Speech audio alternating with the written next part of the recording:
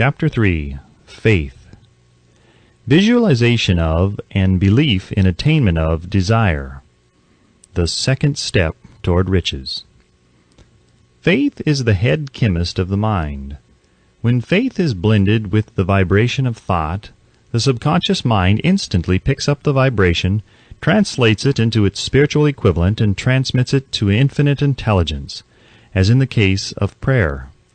The emotions of faith, love, and sex are the most powerful of all the major positive emotions.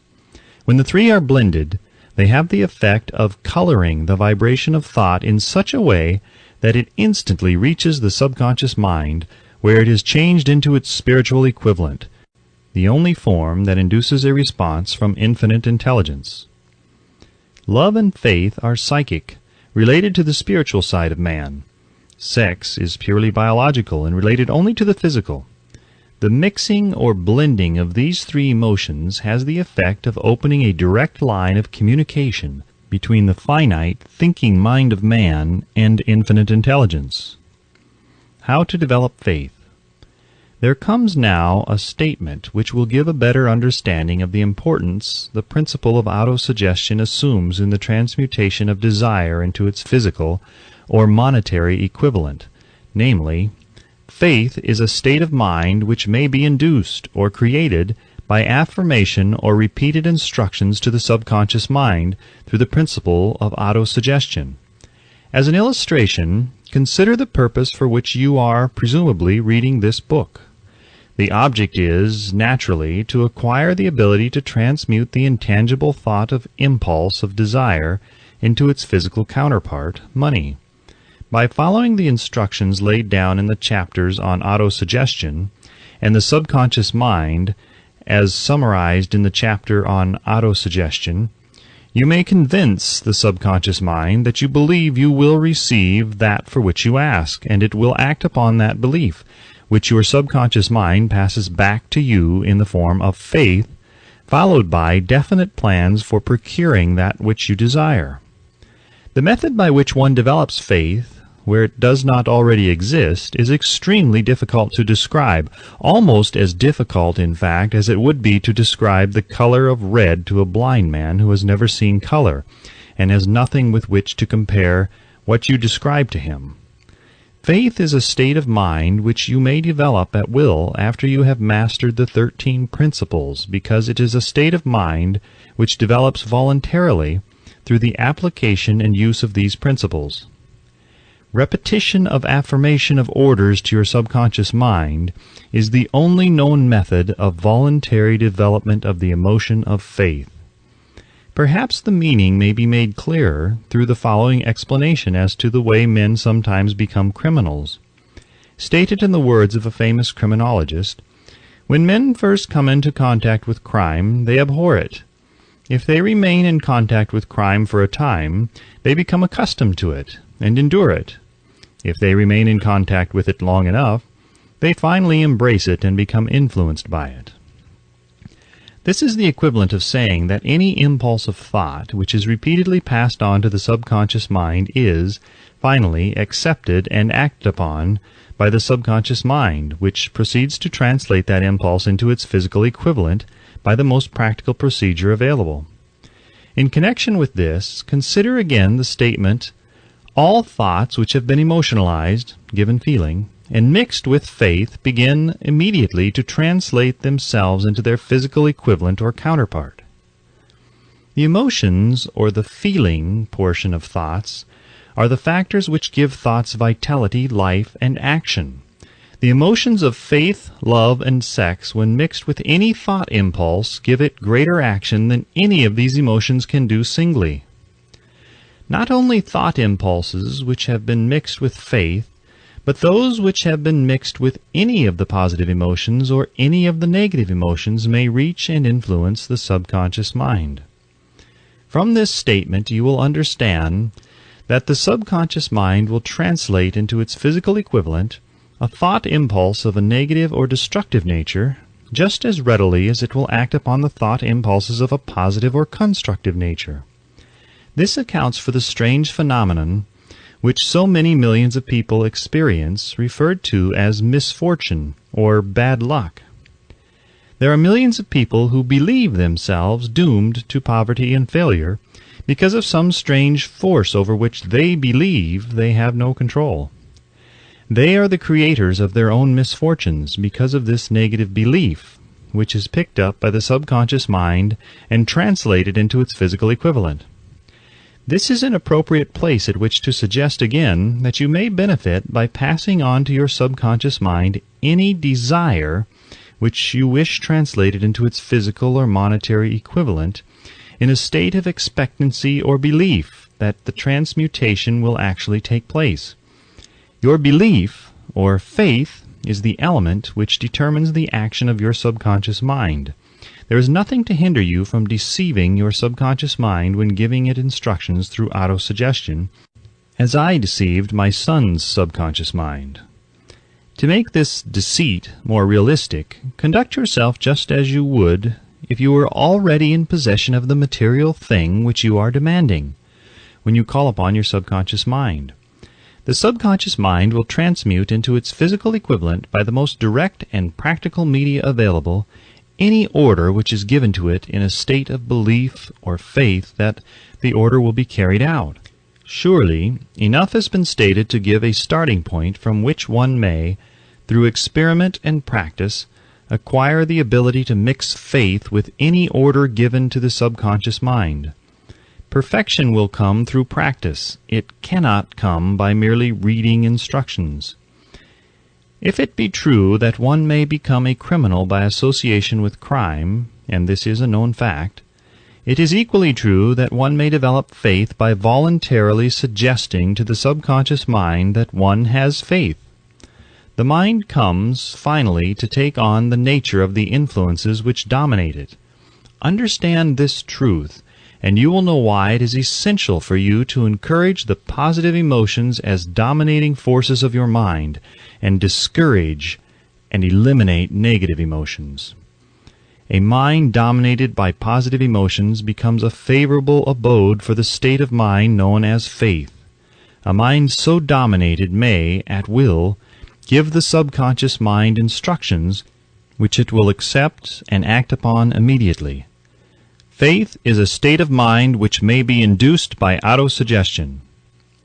All down the ages, the religionists have admonished struggling humanity to have faith in this, that, and the other dogma or creed, but they have failed to tell people how to have faith. They have not stated that faith is a state of mind and that it may be induced by self-suggestion. In language which any normal human being can understand, we will describe all that is known about the principle through which faith may be developed, where it does not already exist. Have faith in yourself, faith in the infinite. Before we begin, you should be reminded again that faith is the eternal elixir which gives life power and action to the impulse of thought. The foregoing sentence is worth reading a second time, and a third, and a fourth. It is worth reading aloud. Faith is the starting point of all accumulation of riches. Faith is the basis of all miracles and all mysteries which cannot be analyzed by the rules of science. Faith is the only known antidote for failure. Faith is the element, the chemical, which, when mixed with prayer, gives one direct communication with infinite intelligence. Faith is the element which transforms the ordinary vibration of thought, created by the finite mind of man, into the spiritual equivalent. Faith is the only agency through which the cosmic force of infinite intelligence can be harnessed and used by man. Every one of the foregoing statements is capable of proof. The proof is simple and easily demonstrated. It is wrapped up in the principle of autosuggestion. Let us center our attention, therefore, upon the subject of self-suggestion, and find out what it is and what it is capable of achieving. It is a well-known fact that one comes finally to believe whatever one repeats to oneself, whether the statement be true or false. If a man repeats a lie over and over, he will eventually accept the lie as truth. Moreover, he will believe it to be the truth. Every man is what he is because of the dominating thoughts which he permits to occupy his mind. Thoughts which a man deliberately places in his own mind and encourages with sympathy, and with which he mixes any one or more of the emotions, constitute the motivating forces which direct and control his every movement, act, and deed. Comes now a very significant statement of truth. Thoughts which are mixed with any of the feelings of emotions constitute a magnetic force which attracts from the vibrations of the ether other similar or related thoughts. A thought thus magnetized with emotion may be compared to a seed which, when planted in fertile soil, germinates, grows, and multiplies itself over and over again until that which was originally one small seed becomes countless millions of seeds of the same brand. The ether is a great cosmic mass of eternal forces of vibration. It is made up of both destructive vibrations and constructive vibrations. It carries at all times vibrations of fear, poverty, disease, failure, misery, and vibrations of prosperity, health, success, and happiness, just as surely as it carries the sound of hundreds of orchestrations of music and hundreds of human voices, all of which maintain their own individuality and means of identification through the medium of radio. From the great storehouse of the ether, the human mind is constantly attracting vibrations which harmonize with that which dominates the human mind. Any thought, idea, plan, or purpose which one holds in one's mind attracts from the vibrations of the ether a host of its relatives and adds these relatives to its own force, and grows until it becomes the dominating, motivating master of the individual in whose mind it has been housed. Now let us go back to the starting point and become informed as to how the original seed of an idea, plan, or purpose may be planted in the mind. The information is easily conveyed. Any idea, plan, or purpose may be placed in the mind through repetition of thought. This is why you are asked to write out a statement of your major purpose or definite chief aim, commit it to memory, and repeat it in audible words day after day until these vibrations of sound have reached your subconscious mind. We are what we are because of the vibrations of thought which we pick up and register through the stimuli of our daily environment. Resolve to throw off the influences of any unfortunate environment and to build your own life to order. Taking inventory of mental assets and liabilities, you will discover that your greatest weakness is lack of self-confidence. This handicap can be surmounted, and timidity translated into courage through the aid of the principle of autosuggestion. The application of this principle may be made through a simple arrangement of positive thought impulses stated in writing, memorized and repeated until they become a part of the working equipment of the subconscious faculty of your mind. Self-confidence formula. First, I know that I have the ability to achieve the object of my definite purpose in life. Therefore, I demand of myself persistent, continuous action toward its attainment, and I here and now promise to render such action. Second, I realize the dominating thoughts of my mind will eventually reproduce themselves in outward physical action and gradually transform themselves into physical reality. Therefore, I will concentrate my thoughts for 30 minutes daily upon the task of thinking of the person I intend to become, thereby creating in my mind a clear mental picture of that person. Third, I know through the principle of autosuggestion any desire that I persistently hold in my mind will eventually seek expression through some practical means of attaining the object back of it. Therefore, I will devote 10 minutes daily to demanding of myself the development of self-confidence.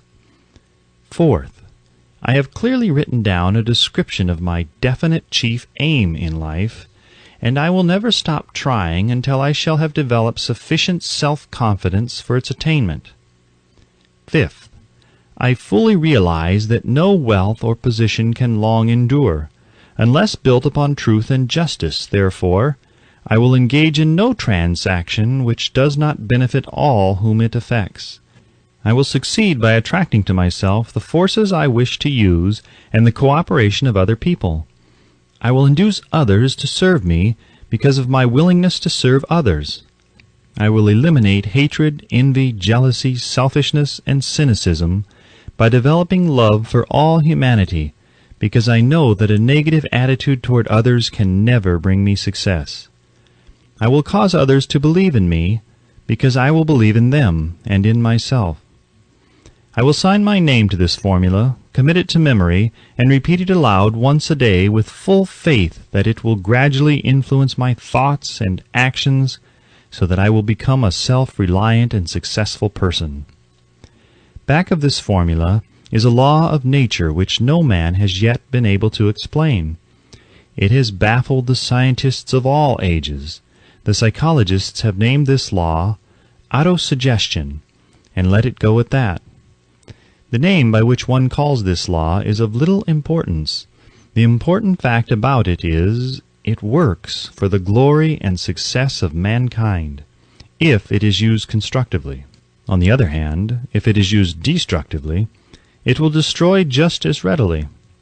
In this statement may be found a very significant truth, namely, that those who go down in defeat and end their lives in poverty, misery, and distress do so because of negative application of the principle of autosuggestion.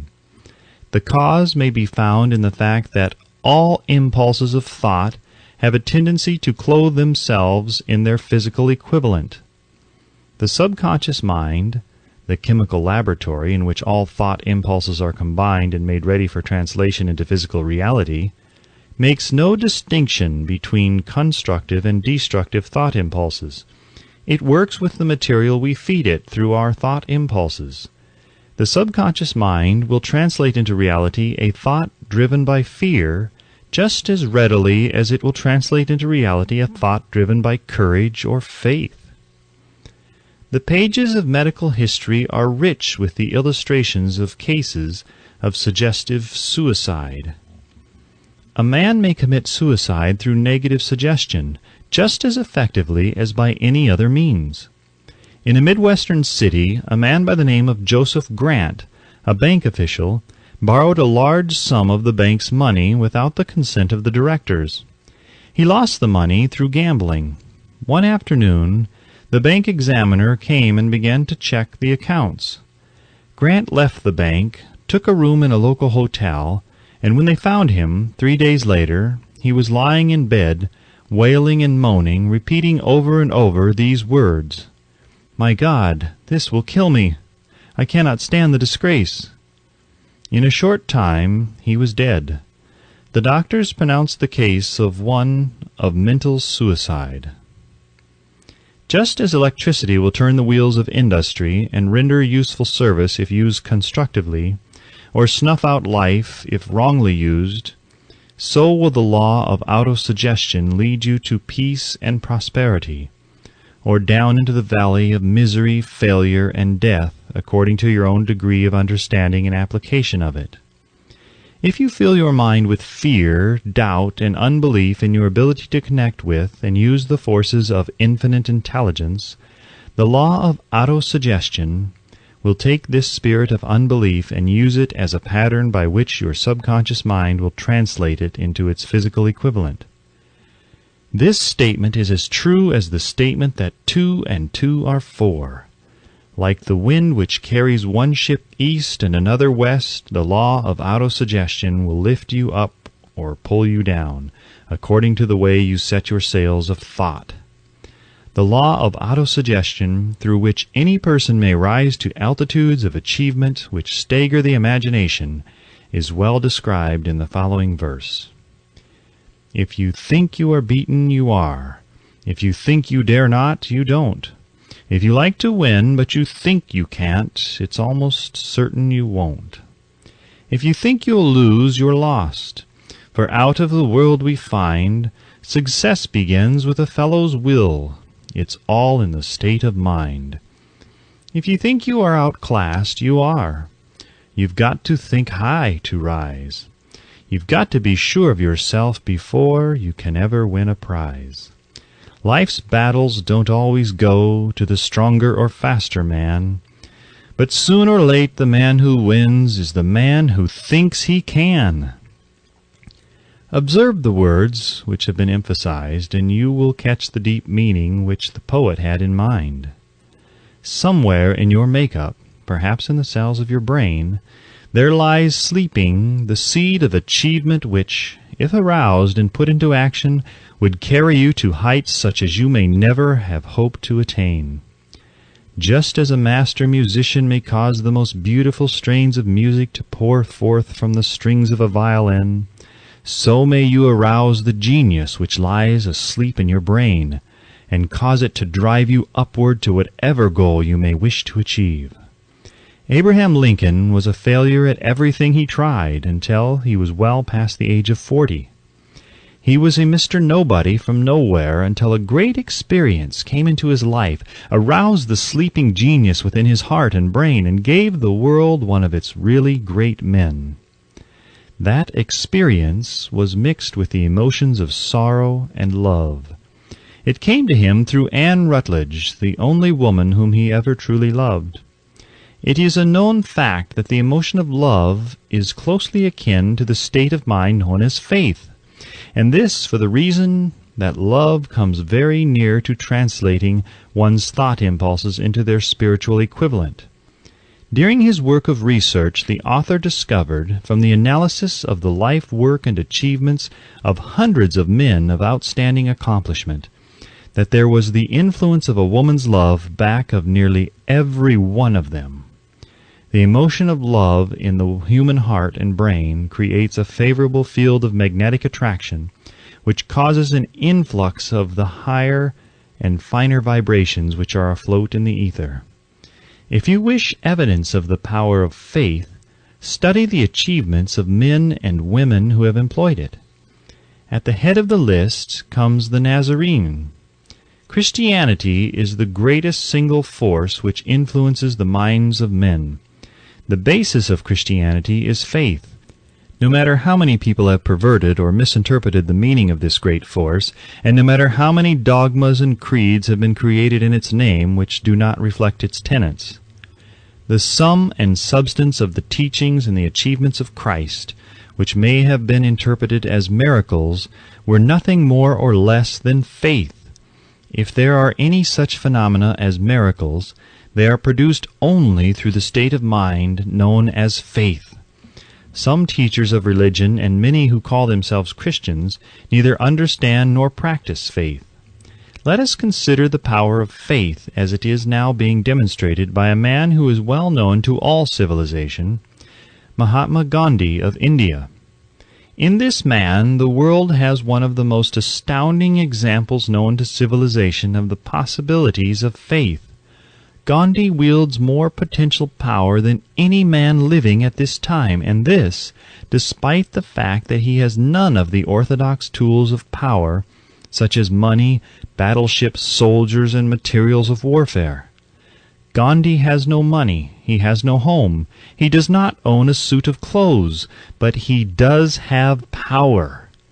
How does he come by that power?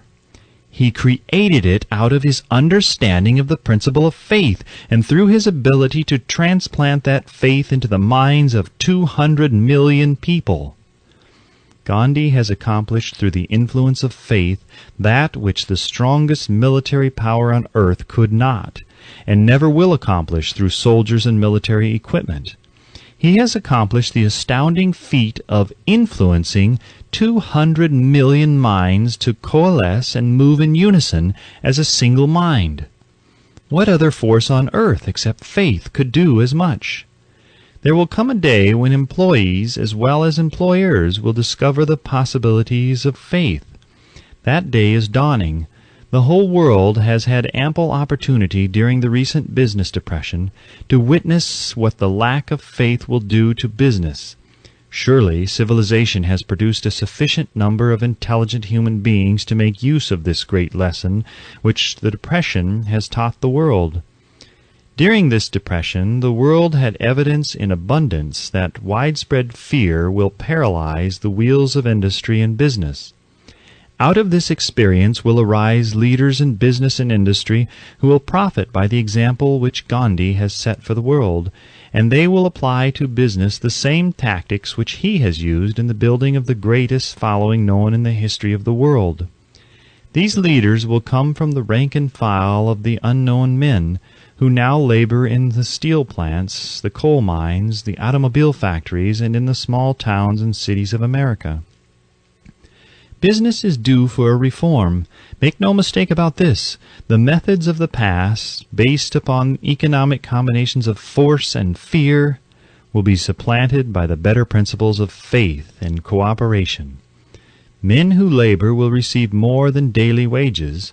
They will receive dividends from the business, the same as those who supply the capital for business, but first they must give more to their employers and stop this bickering and bargaining by the force at the expense of the public.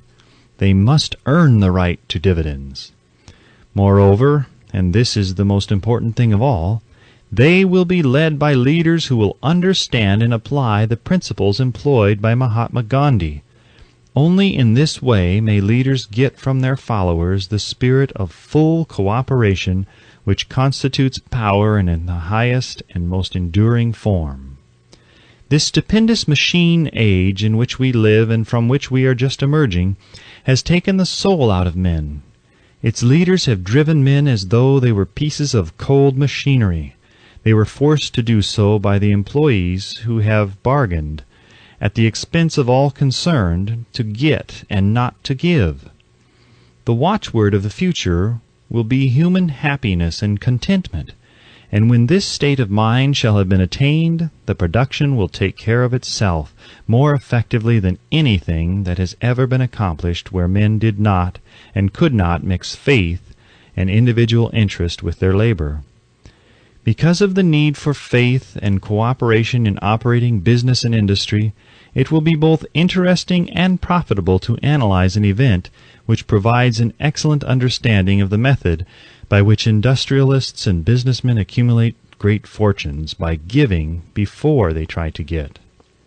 The event chosen for this illustration dates back to 1900, when the United States Steel Corporation was being formed.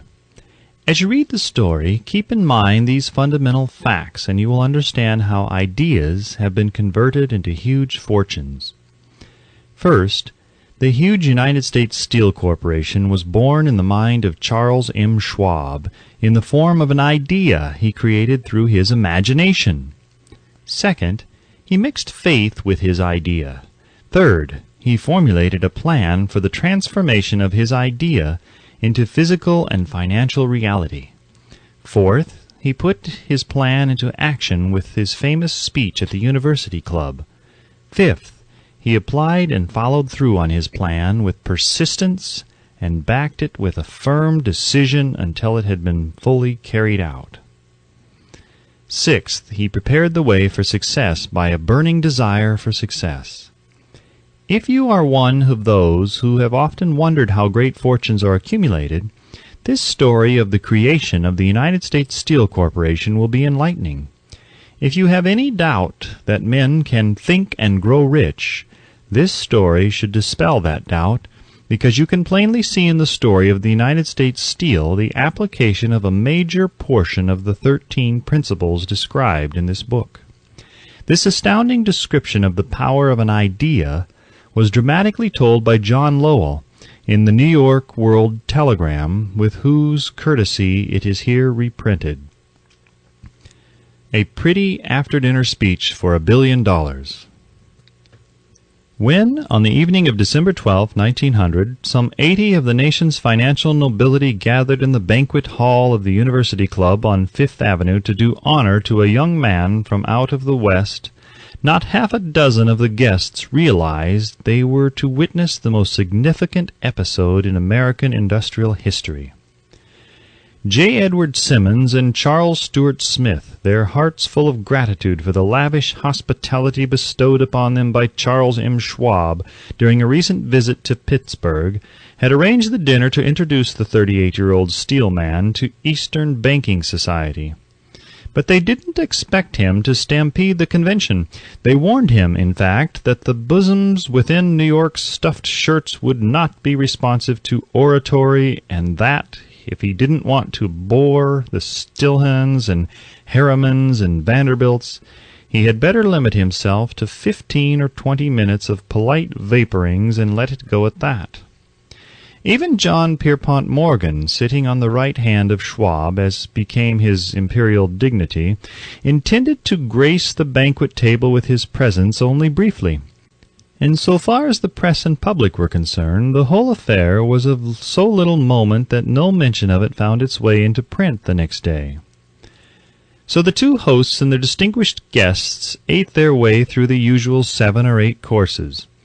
There was little conversation, and what there was of it was restrained. Few of the bankers and brokers had met Schwab, whose career had flowered along the banks of the Monongahela, and none knew him well. But before the evening was over, they, and with them Money Master Morgan, were to be swept off their feet, and a billion-dollar baby, the United States Steel Corporation, was to be conceived. It is perhaps unfortunate, for the sake of history, that no record of Charles Schwab's speech at the dinner ever was made. He repeated some parts of it at a later date during a similar meeting of Chicago bankers, and still later, when the government brought suit to dissolve the Steel Trust, he gave his own version from the witness stand of the remarks that stimulated Morgan into a frenzy of financial activity. It is probable, however, that it was a homely speech, somewhat ungrammatical, for the niceties of language never bothered Schwab, full of epigram and threaded with wit. But aside from that, it had a galvanic force and effect upon the 5 billions of estimated capital that was represented by the diners. After it was over and the gathering was still under its spell, although Schwab had talked for 90 minutes, Morgan led the orator to a recessed window where, dangling their legs from the high, uncomfortable seat, they talked for an hour more. The magic of the Schwab personality had been turned on, full force, but what was more important and lasting was the full-fledged, clear-cut program he laid down for the aggrandizement of steel. Many other men had tried to interest Morgan in slapping together a steel trust after the pattern of the biscuit, wire, and hoop, sugar, rubber, whiskey, oil, or chewing gum combinations. John W. Gates, the gambler, had urged it, but Morgan distrusted him. The Moore boys, Bill and Jim, Chicago stock jobbers who had glued together a match trust and a cracker corporation, had urged it and failed. Albert H. Gary, the sanctimonious country lawyer, wanted to foster it, but he wasn't big enough to be impressive. Until Schwab's eloquence took J.P. Morgan to the heights from which he could visualize the solid results of the most daring financial undertaking ever conceived, the project was regarded as a delirious dream of easy money crackpots. The financial magnetism that began a generation ago to attract thousands of small and sometimes inefficiently managed companies into large and competition-crushing combinations had become operative in the steel world through the devices of that jovial business pirate John W. Gates. Gates already had formed the American Steel and Wire Company out of a chain of small concerns, and together with Morgan had created the Federal Steel Company. The National Tube and American Bridge Companies were 2 more Morgan concerns, and the Moore brothers had forsaken the match and cookie business to form the American Group, tin, plate, steel hoop, sheet steel, and the National Steel Company. But by the side of Andrew Carnegie's gigantic vertical trust, a trust owned and operated by 53 partners, those other combinations were tiny. They might combine to their heart's content, but the whole lot of them couldn't make a dent in the Carnegie organization, and Morgan knew it. The eccentric old Scot knew it too. From the magnificent heights of Skibo Castle he had viewed, first with amusement and then with resentment, the attempts of Morgan's smaller companies to cut into his business. When the attempts became too bold, Carnegie's temper was translated into anger and retaliation.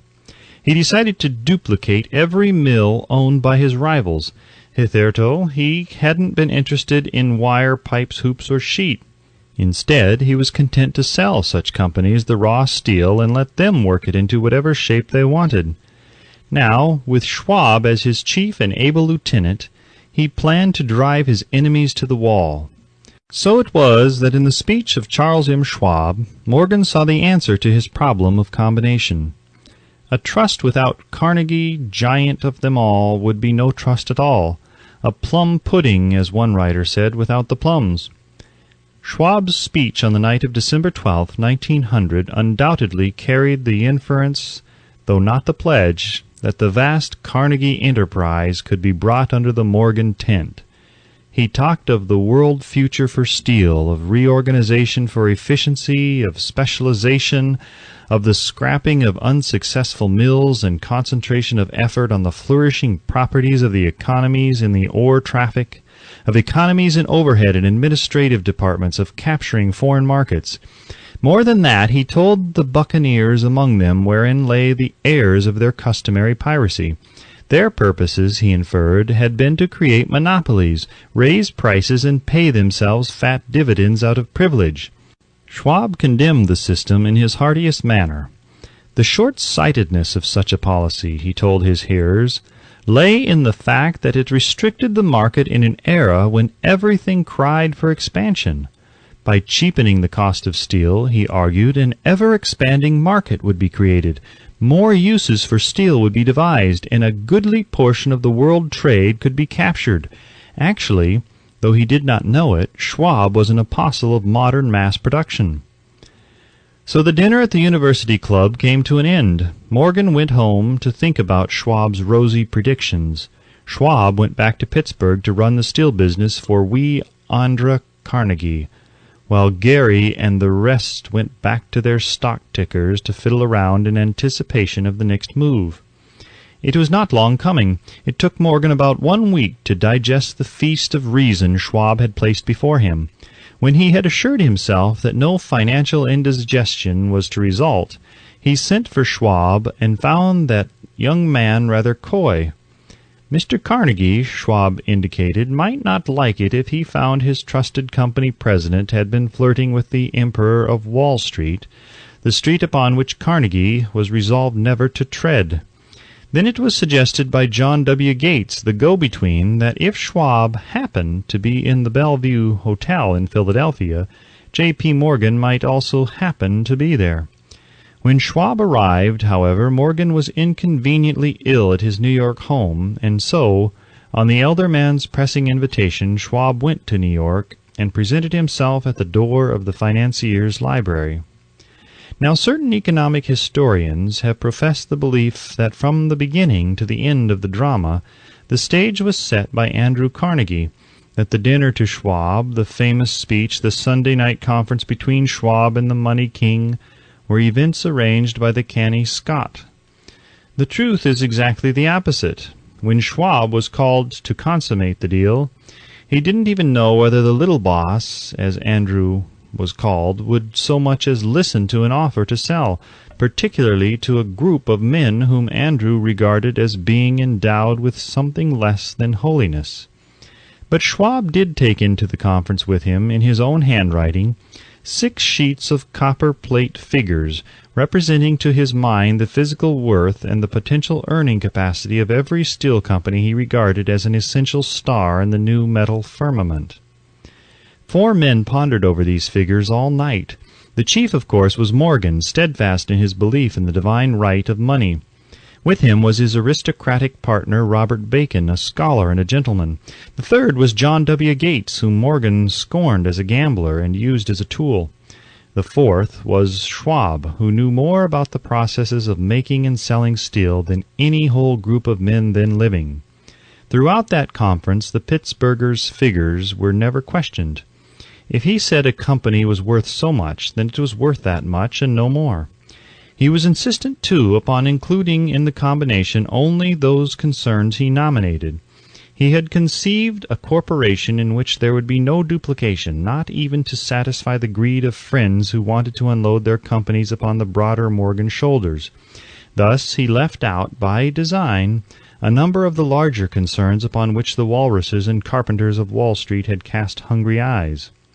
When dawn came, Morgan rose and straightened his back. Only one question remained. "Do you think you can persuade Andrew Carnegie to sell?" he asked. "I can try," said Schwab. "If you can get him to sell, I will undertake the matter," said Morgan. So far so good, but would Carnegie sell? How much would he demand? Schwab thought about $320 million. What would he take payment in? Common or preferred stocks? Bonds? Cash? Nobody could raise $333 million in cash. There was a golf game in January on the frost-cracking heath of the St. Andrew's Links in Westchester, with Andrew bundled up in sweaters against the cold, and Charlie talking volubly, as usual, to keep his spirits up. But no word of business was mentioned until the pair sat down in the cozy warmth of the Carnegie cottage hard by. Then, with the same persuasiveness that had hypnotized 80 millionaires at the University Club, Schwab poured out the glittering promises of retirement and comfort, of untold millions to satisfy the old man's social caprices.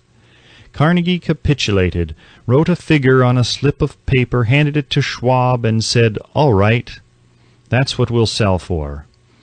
The figure was approximately $400 million, and was reached by taking the $320 million mentioned by Schwab as a basic figure, and adding to it $80 million to represent the increased capital value over the previous 2 years. Later, on the deck of a transatlantic liner, the Scotsman said ruefully to Morgan, "I wish I had asked you for $100 million more." "If you had asked for it, you would have gotten it," Morgan told him cheerfully. There was an uproar, of course. A British correspondent cabled that the foreign steel world was appalled by the gigantic combination. President Hadley of Yale declared that unless trusts were regulated, the country might expect an emperor in Washington within the next 25 years. But that able stock manipulator, Keene, went at his work of shoving the new stock at the public so vigorously that all the excess water, estimated by some at nearly 600 million, was absorbed in a twinkling. So Carnegie had his millions, and the Morgan Syndicate had 62 million for all its trouble, and all the boys from Gates to Gary had their millions. The 38-year-old Schwab had his reward. He was made president of the new corporation and remained in control until 1930. The dramatic story of big business which you have just finished was included in this book because it is a perfect illustration of the method by which desire can be transmuted into its physical equivalent. I imagine some readers will question the statement that a mere intangible desire can be converted into its physical equivalent. Doubtless, some will say, you cannot convert nothing into something. The answer is in the story of the United States Steel. That giant organization was created in the mind of one man. The plan by which the organization was provided with the steel mills that gave it financial stability was created in the mind of the same man. His faith, his desire, his imagination, his persistence were the real ingredients that went into United States Steel. The steel mills and mechanical equipment acquired by the corporation after it had been brought into legal existence were incidental, but careful analysis will disclose the fact that the appraised value of the properties acquired by the corporation increased in value by an estimated $600 million by the mere transaction which consolidated them under one management. In other words, Charles M. Schwab's idea, plus the faith with which he conveyed it to the minds of J.P. Morgan and the others, was marketed for a profit of approximately $600 million. Not an insignificant sum for a single idea. What happened to some of the men who took their share of the millions of dollars of profit made by this transaction is a matter with which we are not now concerned. The important feature of the astounding achievement is that it serves as unquestionable evidence of the soundness of the philosophy described in this book, because this philosophy was the warp and the woof of the entire transaction. Moreover, the practicability of the philosophy has been established by the fact that the United States Steel Corporation prospered and became one of the richest and most powerful corporations in America, employing thousands of people, developing new uses for steel, and opening new markets, thus proving that the $600 million in profit which the Schwab idea produced was earned. Riches begin in the form of thought. The amount is limited only by the person whose mind the thought is put into motion. Faith removes limitations. Remember this when you are ready to bargain with life for whatever it is that you ask as your price for having passed this way. Remember also that the man who created the United States Steel Corporation was practically unknown at the time. He was merely Andrew Carnegie's Man Friday, until he gave birth to his famous idea. After that, he quickly rose to a position of power, fame, and riches. There are no limitations to the mind except those we acknowledge. Both poverty and riches are the offspring of thought.